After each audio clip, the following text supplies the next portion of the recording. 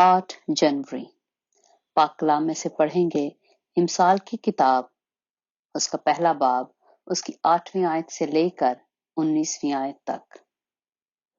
ऐ मेरे बेटे, अपने बाप की तरबियत पर कान लगा और अपनी माँ की तालीम को तर्क ना कर, क्योंकि वो तेरे सर के लिए जीनत का सेहरा और तेरे गले के लिए तौक होंगी।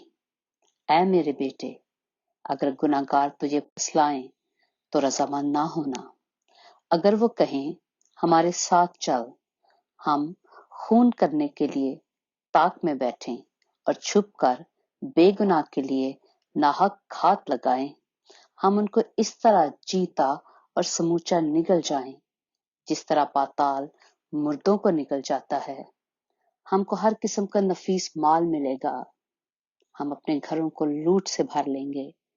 तू हमारे साथ मिल जा, हम सबकी एक ही थैली होगी।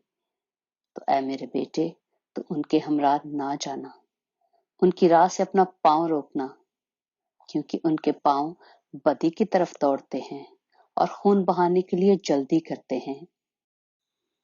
क्योंकि परिंदा की आंखों के सामने जाल बिछाना अबस है, और ये लोग तो अपना ही खून करने के लिए ताक में बैठते हैं और छुपकर अपनी ही जान के घात लगाते हैं। नफा के लालची की राहें ऐसी ही हैं, ऐसा नफा उसकी जान लेकर ही छोड़ता है। पाक कलाम के पढ़े और सुने जाने पर खुदावंद की बरकत हो।